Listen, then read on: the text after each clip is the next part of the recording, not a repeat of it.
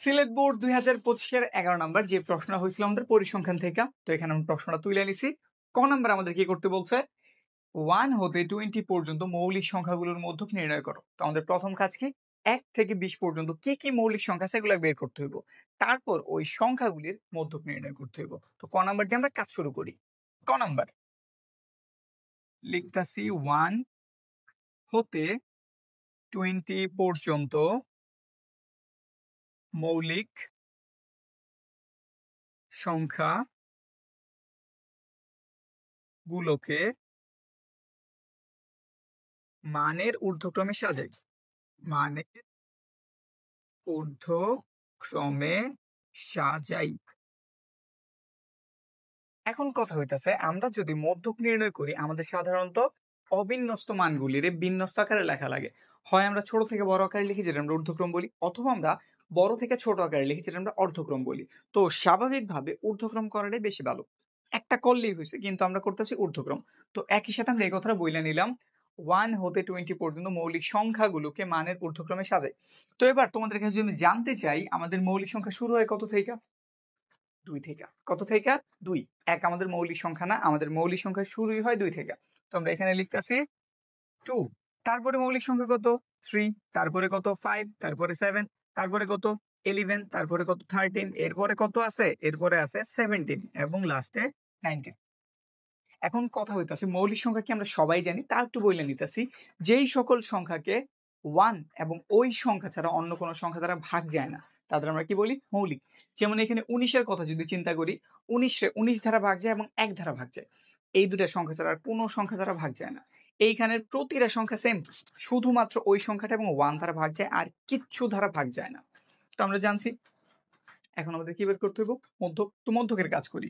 প্রথমে আমাকে গণনা দেখো এখানে কয়টা উপাদান আছে। 1টা 2টা 3টা 4টা 5 6 7 8। তো লিখতেছি এখানে উপাদান সংখ্যা বা উপাত্ত সংখ্যা n is equal to 8। 8 কি একটা জোড় সংখ্যা না বিজোড় সংখ্যা? আমাদের মধ্যকের জন্য জোড় বিজোড় জানা একটু গুরুত্বপূর্ণ, কারণ জোড় হলে আমাদের সূত্র একটা হয়, বিজোড় হলে সূত্র আরেকটা হয়। তো যেহেতু এখানে আমাদের 8টা আছে, 8 কি সংখ্যা? জোড় সংখ্যা। তো একটু বইলা নিতেছি। 8 যা একটি জোড় সংখ্যা,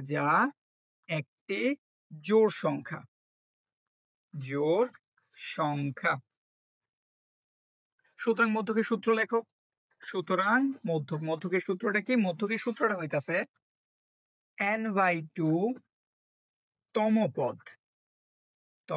পদ। মানে এটার আমরা কি করতেছি? অর্ধেক করতেছি তার মান, এবং প্লাস এই মানটাই আবার লিখো n/2, তার সাথে 1 বৃদ্ধি করে দাও। মানে এই পদটার পরের পদটা n তুমি জানে নিছো, তার প্রথমে অর্ধেক করবা, ওই পদটা তোমার প্রয়োজন। তারপরে ওই পদটার পরের পদটা তোমার প্রয়োজন। তো এই জন্য যা আছে তার সাথে আমি 1 বাড়াই দিচ্ছি যাতে পরের পদটা পাই। নাম তম পদ। নিচে হইতাছে 2। শুধু তোমার এই সূত্রটা মনে রাখতে হবে মধ্যক নির্ণয়ের জন্য। এবার একটু কাজ করি। এবার সিম্পল কাজ, একদমই সিম্পল কাজ। n এর মান কত জানছো তুমি? m এর মান জানছো 8। তো এখানটাতে বসায় দাও 8/2 তম পদ, বা তম পদের মান একটা লিখলেই, তম পদ লিখলেও হয়ে যাব। তম পদের মান মূলত আমরা নিব, তুমি যদি তম পদ লেখা দাও তাইলেও হয়েছে, প্রবলেম নাই। এরপর এটা সেম জিনিসই তো, তাইলে 8/2 প্লাস এর একটা 1 তম পদ। নিচে হইতাছে 2। তারপরে একটু কাজ করি, 8-এর 2 দ্বারা ভাগ করছো, কত পাওয়া গেছে? 4 তম পদ। একটু ডাইরেক্ট করি, ভাগ করলে 4 পাওয়া গেছে, তার সাথে 1 যোগ করছো, কত হয়ে গেছে? 5 তম পদ। নিচে 2।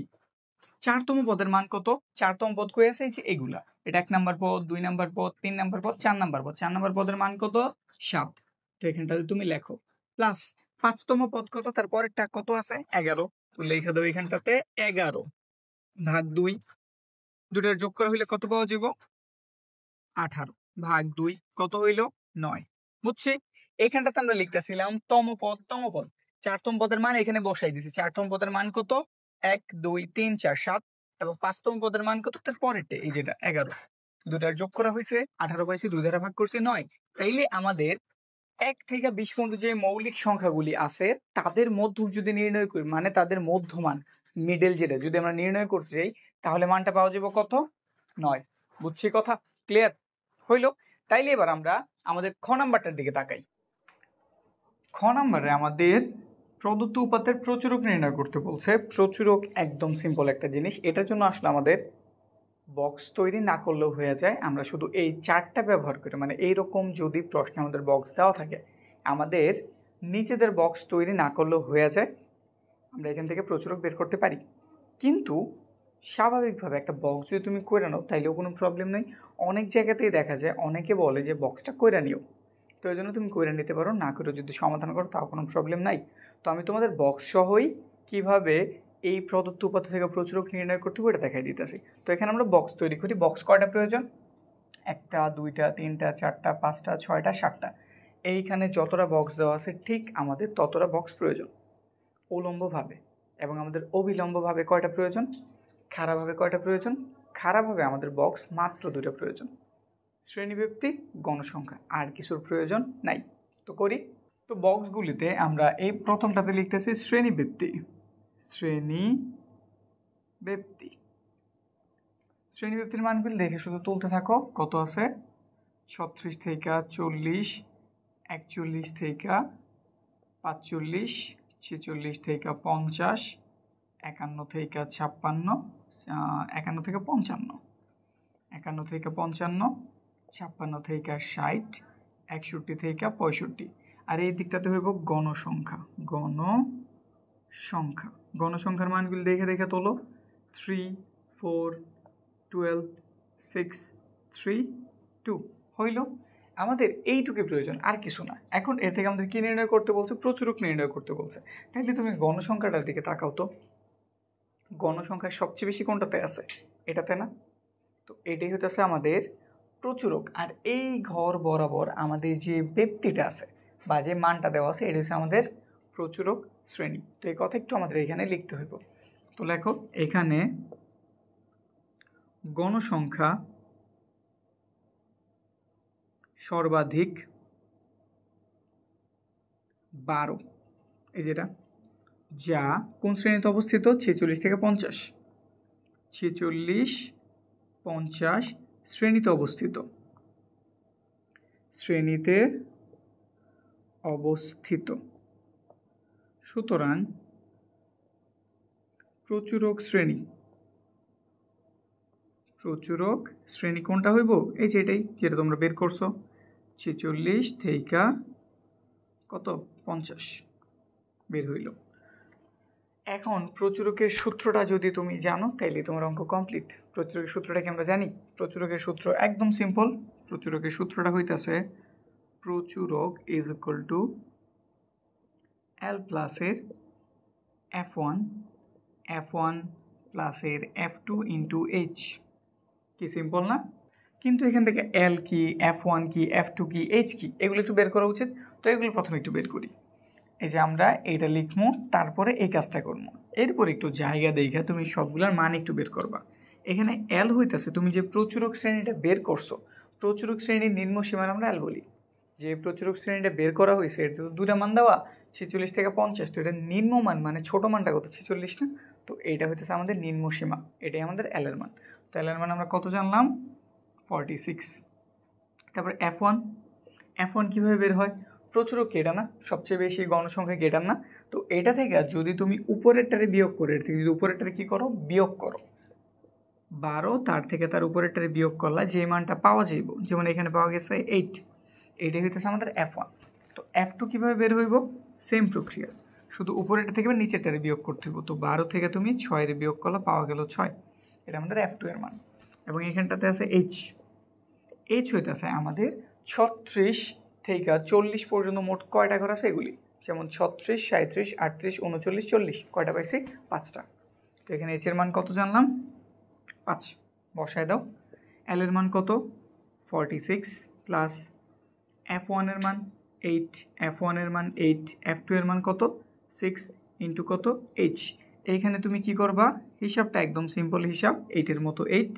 তুমি H এর মান আমরা বসাই নেই, H এর মান 5 বসাই দিলাম।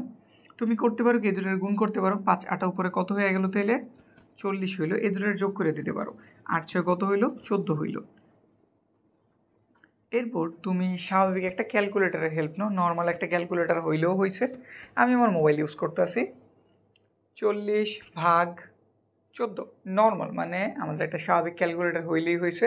তুমি শুধু 40টি 14 দ্বারা ভাগ করছো, কি মান পাওয়া গেছে একটু লিখি, 2.857142 তারপরে ডট ডট এতগুলি মান আছে, কিন্তু আমাদের এতগুলি মানের কোনো প্রয়োজন নাই। দশমিকের পরে জাস্ট আমাদের 3টা ঘর হইলেই হয়েছে। কিন্তু 3টা ঘরের পরে তুমি 4 নাম্বার ঘরটার দিকে তাকাইবা, যেই কয়টা ঘরে তুমি নাও তার পরের ঘরটার দিকে একটু তাকাইবা। পরের ঘরটা কি 1 না? এই পরের ঘরটা যদি 4-এর বড় হইতো, 4-এর কত হইতো বড় হইতো, তাহলে তৃতীয় যে ঘর তার মান 1 বৃদ্ধি পেত। আমাদের 3 নম্বর ঘরের পরে 4 নম্বর ঘর আছে 1, সে অবশ্যই আমাদের 4-এর থেকে বড় না, তো এই ঘরটার বাড়ানোর কোনো প্রশ্নই ওঠে না। তাহলে এইটুক মুছা দাও, এইটুক বোঝানোর জন্য ছিল। আমাদের মান কতটুকু পেলে আমরা, এই যেটুক। এবার যদি এটা 46 সাথে যোগ করা হয় তাহলে হইব 48.857, ব্যাস। এই যে এই মানটি হইতেছে তোমাদের প্রচুরক, বুঝছি? একদম সিম্পল ছিল না? এবার তোমরা যেহেতু এইখানটাতে আমরা সিলেট বোর্ড 2025-এর 11 নম্বরটা করতেছি, আমরা জানি পরিসংখ্যান থেকে আমাদের 2টা প্রশ্ন থাকে, তো 10 নম্বরের একটা পরিসংখ্যানের প্রশ্ন ছিল। যারা ওটা দেখে নিতে চাও, যারা ইউটিউবে দেখতেছো তারা জাস্ট এই কর্নারটাতে ক্লিক করো, এখানে আমি আই বাটনে দিয়ে দিছি, দেখে নাও। আর যারা অন্য কোনো প্ল্যাটফর্ম থেকে দেখতেছো তোমরা একটু সার্চ করো ইউটিউবে গিয়া প্রজন্ম কেয়ার, ওইখানে আমার চ্যানেলটা পাইবা, সাবস্ক্রাইব করে নাও। ওইখানে তুমি গণিত একদম পুরো গণিতটা সাজানো গোছানোভাবে পেয়ে যাবা। ইজিলি তুমি গণিতে ফুল প্র্যাকটিস করতে পারো, ভালো কিছু করতে পারবা।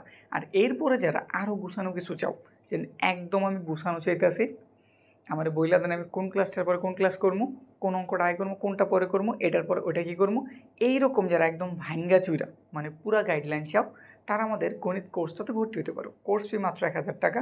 ভর্তি হয়ে তুমি 3-4 মাসের মধ্যে পুরো গণিতটা কমপ্লিট করতে পারবা।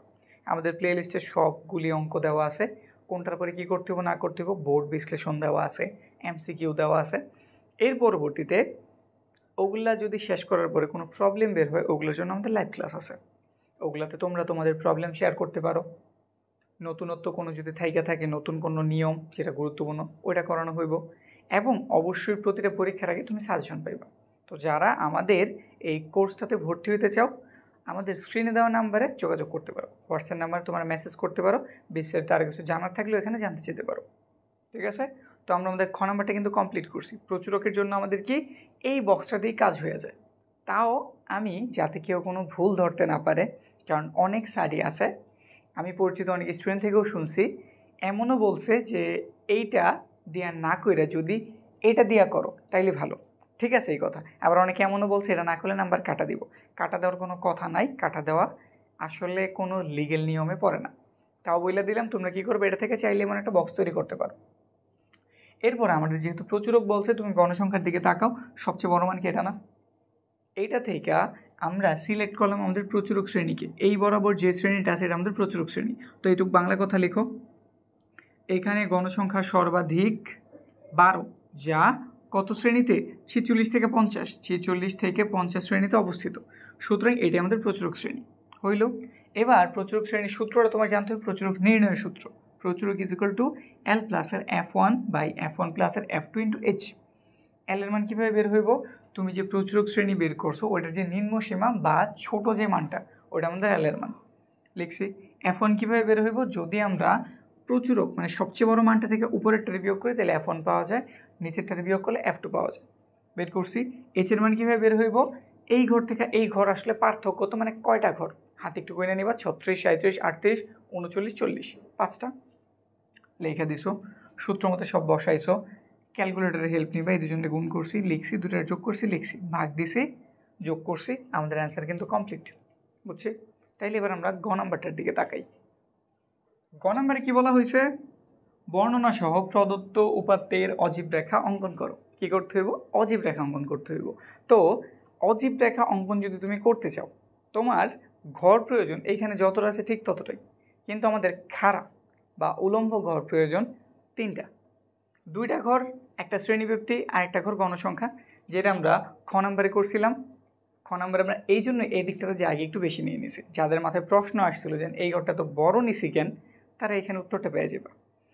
এইখানে শ্রেণীব্যক্তি লিখছি, এখানে গণসংখ্যা লিখছি, আর এই ঘরটাতে হইব আমাদের ক্রমযোজিত গণসংখ্যা। তো এই ঘরটাতে কি করতেছি, আমরা ক্রমযোজিত গণসংখ্যা রেডি করতেছি।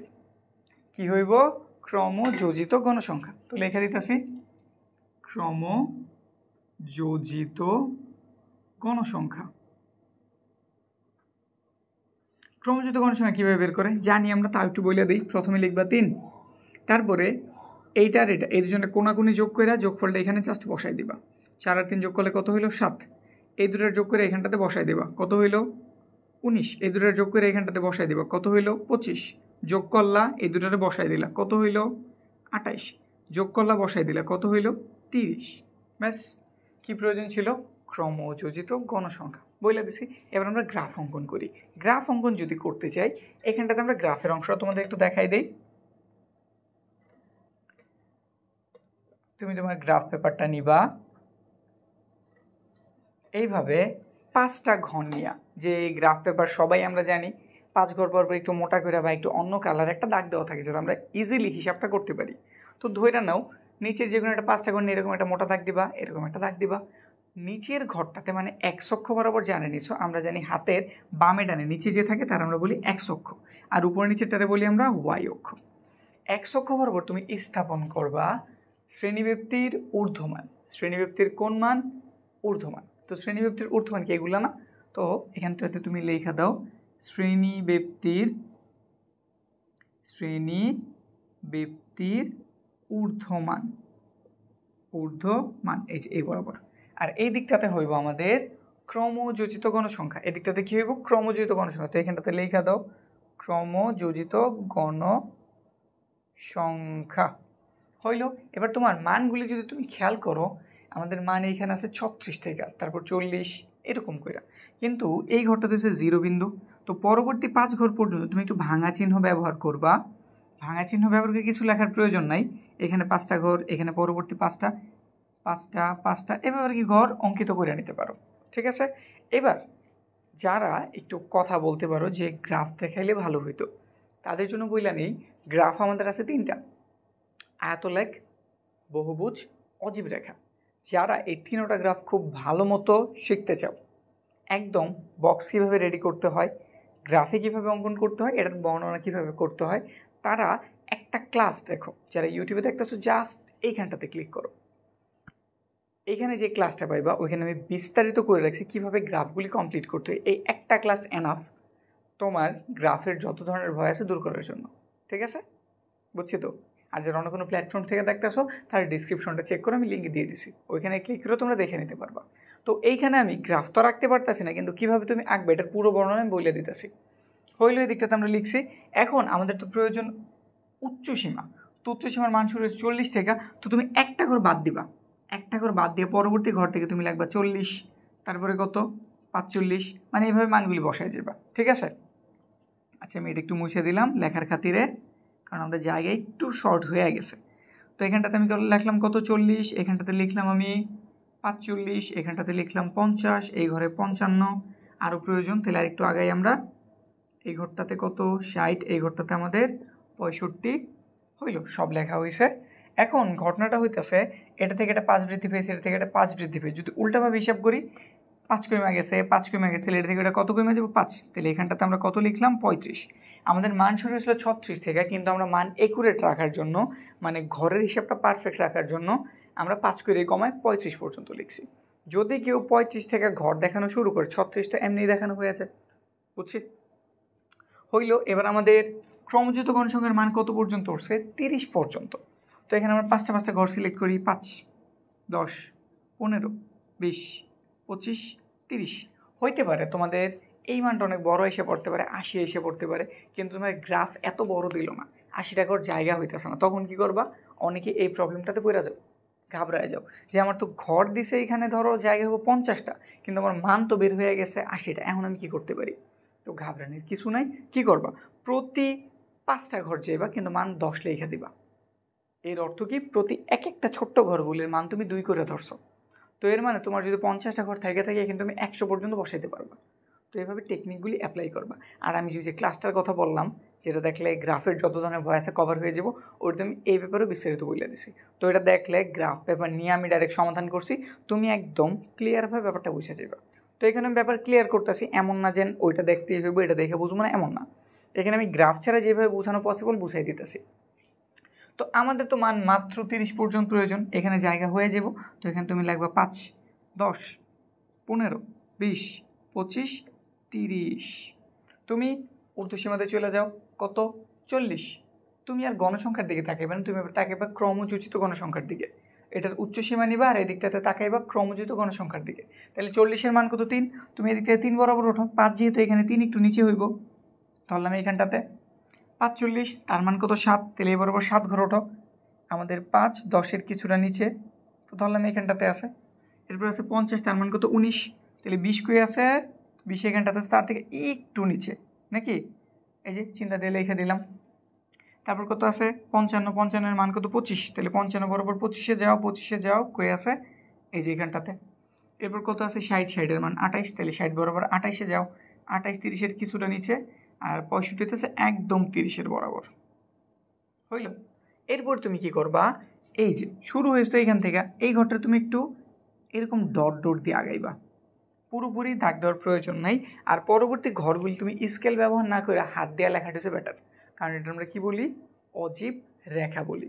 এটাতে আমরা কী করবো না, স্কেল ব্যবহার না করে হাত দিয়ে আঁকার পুরো ট্রাই দিব।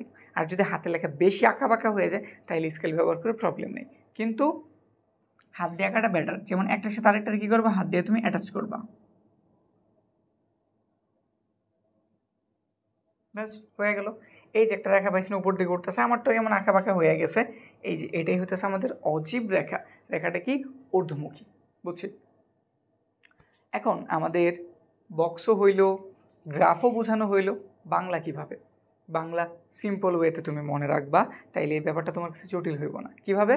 এটা হচ্ছে আমাদের এক্স অক্ষ, এটা হচ্ছে আমাদের ওয়াই অক্ষ। এক্স অক্ষ বরাবর তুমি কি স্থাপন করছো? কি স্থাপন করছো? শ্রেণীব্যক্তির ঊর্ধ্বসীমা ব্যবহার করছো না? তাহলে এটাই বলবা। এক্স অক্ষ বরাবর শ্রেণীব্যক্তির ঊর্ধ্বসীমা এবং ওয়াই অক্ষ বরাবর গণসংখ্যা, ক্রমযোজিত গণসংখ্যা স্থাপন করি। এক্স অক্ষ বরাবর তুমি 5 থেকে 40 গেছো 5 ঘর, তুমি লেখছো কত? 5। এখান থেকে এটা আমরা সাধারণত 5 ঘর, 5টা ছোটো ছোটো ঘর দেওয়া থাকে, দেওয়া আছে 5টা ঘর, তুমি গেছো 5টা ঘর, আবার লিখছো পার্থক্য 5, মানে প্রতি এক ঘরের মান তুমি 5 করে, এক করে ধরছো। প্রতি একটা ঘরের মান কত করে ধরছো? 1। তো বলবা এক্স অক্ষ বরাবর প্রতি এক ঘরের মান 1 একক করে ধরে, এক্স অক্ষ বরাবর প্রতি এক ঘরের মান 1 একক করে ধরে শ্রেণীব্যক্তির ঊর্ধ্বসীমা স্থাপন করি। আর ওয়াই অক্ষ বরাবর এখানে আমি 1 ধরে নিয়েছি, কিন্তু তোমার অঙ্কে এটার মান যদি বড় হয়ে যায়, তোমার এমন হতে পারে এক একটা ঘরে 2 গোনা লাগতে পারে। যেমন তুমি এখানটাতে গেছো 5, লিখছো 10, তখন তুমি কি বলবা? ওয়াই অক্ষ বরাবর প্রতি এক ঘরের মান, আমি যদি 1 ধরছি এই জন্য আমি 1 বলবো, তোমরা 2 ধরলে 2 বলবা। তো আমি একটাই বলতেছি, 1 একক ধরে ক্রমযোজিত গণসংখ্যা নিবেশন সারণীর মান স্থাপন করি। ক্রমযোজিত গণসংখ্যা স্থাপন করি, এটুক দিয়ে দেবা। ক্রমযোজিত গণসংখ্যা কী করি? স্থাপন করি। তারপর লাস্ট আরেকটা কথা, মূলবিন্দু বা শূন্য হতে 35 বোঝাতে ভাঙা চিহ্ন ব্যবহার করি। এইটুক কথা দিয়ে দিলেই তোমার গ্রাফ তো কমপ্লিট হইল, গ্রাফের লেখাটা কমপ্লিট, মানে তুমি পুরোপুরি এই গ্রাফ থেকে পুরোপুরি 10 নম্বর তুমি তুলতে পারবা, একটা নাম্বার তোমার মিস যাইব না, বুঝছি? তো আমাদের সিলেট বোর্ডের 10ও কভার হইল, 11ও কভার হইল। এরপরে তোমরা কোন বোর্ডটার সমাধান চাও কমেন্ট সেকশনে জানো।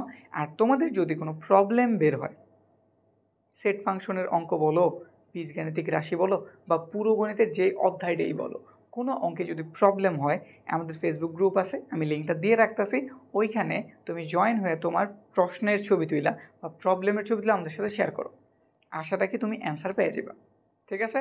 তো আজকের ক্লাস আমাদের এই পর্যন্তই।